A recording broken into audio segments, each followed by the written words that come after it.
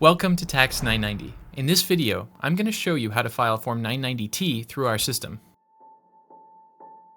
So from your dashboard, you're going to make sure you have the right tax year selected and click Start Now next to Form 990T. You'll start by entering information about your organization, including choosing the tax year. By default, this is on a calendar year, but you can also change the start and end dates here and here to match your tax year. Check this box if the organization has changed their address since the previous filing.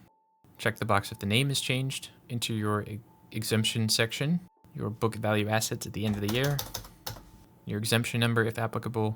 Check this box if it's an amended return and add a reasonable cause of explanation here. Then choose your organization type. Check one of these boxes if you're only filing to claim a credit on 8941, a refund on 2439, or an elective payment from Form 3800. Check this box if it applies to you. Check yes if during the tax year the corporation was a subsidiary in an affiliated group or a parent subsidiary controlled group. Otherwise check no. Add who the books are in the care of here. And then in part 1, you're going to enter total unrelated business taxable income. So charitable contributions, etc. Part 2 is for tax computation. So you're going to add info on a proxy tax, add other tax amounts. In part 3, you'll enter tax and payments, so amount due from any of those forms. When you're finished with this page, click page 2. Finish entering all those tax and payments. So if you have an overpayment from the previous year, and if you have any amount in line 10. In part 4, you'll enter statements regarding other activities, answering these questions. Anything here. And then in part 5, you're going to enter the signing name, title, and SSN. And then you can move down to 990T statements. Add Schedule A if you need it, and any additional attachments.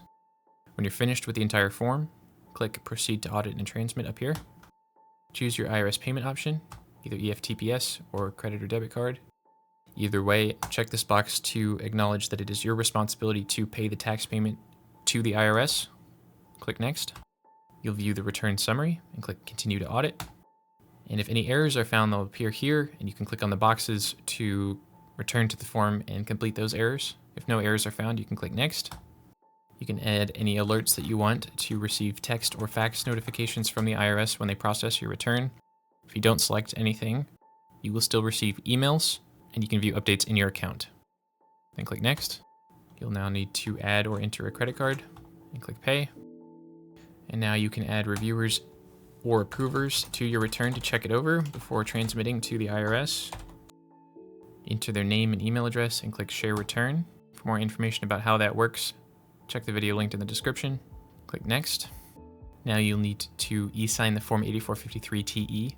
So either e-sign on your own, send an e-sign request to the relevant person via email, or manually upload the signed form. Today we're going to e-sign on our own.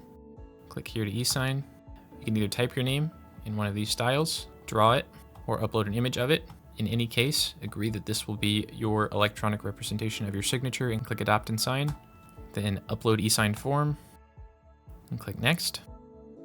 And now when you're completely ready, click Transmit to the IRS. And you will have a pop-up in this case since our reviewer never had a chance to approve the return. If you want to wait and have them approve it, you can click No. Or if you just want to go ahead and transmit, you can click Yes. And that's it. You've successfully transmitted your 990T to the IRS.